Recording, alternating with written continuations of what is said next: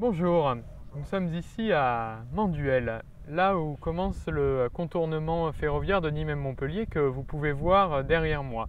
Qu'est-ce que c'est que le contournement ferroviaire de Nîmes et Montpellier?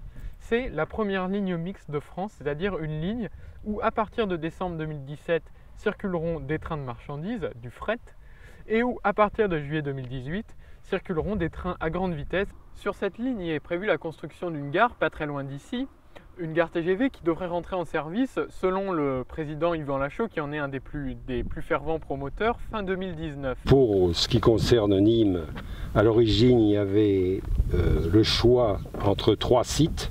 Il y a donc le site de Manduel, qui se trouve à l'intersection du contournement de la ligne nouvelle et de la ligne classique. Il y avait un deuxième site qui était en quelque sorte symétrique, qui se trouvait, qu'on appelle Campagnol, qui se trouve à l'intersection de la ligne nouvelle et de la ligne du Grau-du-Roi. Puis au milieu, le site qu'on appelle Campagne, c'est le plus proche de la ville de Nîmes, qui grosso modo se trouve à la limite de Quessargues. Ce qu'on peut dire quand même, c'est que la plateforme et les ouvrages de franchissement des 2 voies latérales, là, elles ont été construites bien avant l'enquête publique, donc bien avant la déclaration d'utilité publique de la gare de Manduel. Ah ben à mon avis, c'est illégal. On a calculé, ne serait-ce que pour les Nîmois en voiture, ça leur fait 20-25 minutes de plus. Nous avons la chance à Nîmes, pour la gare centrale, qu'elle soit multimodale, c'est-à-dire il y a toutes les possibilités, à la fois le train bien sûr, comme je l'ai déjà dit, les vélos, bon, les 2 roues, des parkings pour les voitures et des bus, bien sûr. Cette gare, pour nous, est absolument inutile. Elle est déconnectée des réseaux ferroviaires, des réseaux routiers. On ne peut pas y aller avec sa valise à pied ou en vélo. Donc il n'y a qu'une seule possibilité, c'est d'y aller en voiture. Donc ce qui va augmenter la circulation, donc les bouchons et la pollution en particules fines. Aujourd'hui, rien de tel pour les usagers du train, c'est de partir du cœur de ville et d'arriver au cœur de ville. C'est aujourd'hui une option qui est retenue dans beaucoup d'endroits, à Bordeaux, à Lille, à Lyon, à Toulouse. On a la capacité de faire à Saint-Brest une bretelle qui desservira normalement la gare de Nîmes. Et comme la SNCF est dans une politique commerciale, eh bien, elle fera passer les trains là où il y a des voyageurs pour que les voyageurs prennent le train. Il faut un arrêt à Nîmes, il faut un arrêt à Montpellier, mais la SNCF le sait pertinemment et elle a besoin de ces 2 arrêts. Donc, nous ne sommes pas du tout dans une situation où on pourrait nous dire qu'il y ait la fermeture d'une de ces 2 gares. Donc ce n'est pas ça qui est en jeu. Ce qui est en jeu, c'est est-ce qu'on a une liaison TGV qui est en lien avec les autres transports, ou est-ce qu'on a sorti la liaison TGV des autres transports? Ce qui est sûr qu'il va se faire, ce sont les quais, hein, les quais au niveau de Tarascon 7, pour que les gens viennent avec les TER qui existent.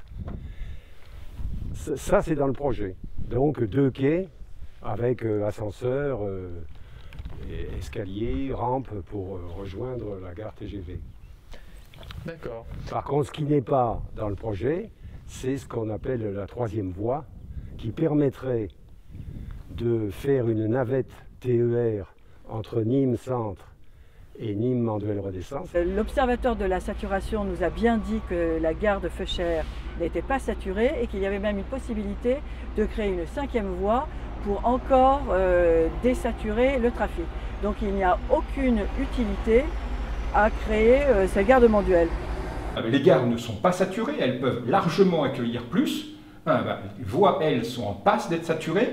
Bien évidemment, en passant 60 trains de fret sur le contournement, et puis on en libère toute une partie. La ligne nouvelle, le contournement de Nîmes et de Montpellier, il a d'abord été fait initialement pour les trains de fret. C'est une première en France. C'est fait pour enlever les trains de fret de la ligne classique, qui évite donc tous ces trains sources de nuisances, de bruit notamment, et puis à la limite qui peuvent présenter un danger selon ce qu'ils transportent, ne passent par le cœur des agglomérations et notamment des grandes villes. Que la ligne à grande vitesse n'est pas du tout synonyme de gare à l'extérieur. D'abord, quand on a commencé avec les lignes à grande vitesse, on n'a pas automatiquement fait des gares betteraves, comme on les a appelées avec l'exemple tout à fait désastreux d'Amiens. Nous avons, à la suite des États généraux du rail et de l'intermodalité, déterminé 10 chantiers qui étaient indispensables à mettre en œuvre de manière rapide. Dans ces 10 chantiers, il y a le chantier de la grande vitesse, bien sûr, mais il y a aussi le chantier du fret, il y a aussi le chantier du train du quotidien. Et dans le chantier du train du quotidien, il y a la volonté de réhabiliter 6 lignes à l'échelle de la région. Et nous menons ces combats en même temps, nous menons ces projets en même temps, parce qu'il y a une complémentarité pour nous entre les différents modes de transport. On nous cite les 95 millions de l'architecture et du bâtiment de Monduel, mais on oublie complètement de nous parler des aménagements, on oublie de nous parler de la 3e voie, on oublie de nous parler du coût des TER entre Nîmes, Centre et Monduel, on oublie de nous parler du matériel peut-être qu'il faudra acheter en supplément, on oublie de nous parler de l'aménagement pour les transports doux. Donc le coût de Monduel, on ne le connaîtra que quand, si ça se fait, que quand l'ensemble de ces dépenses seront faites.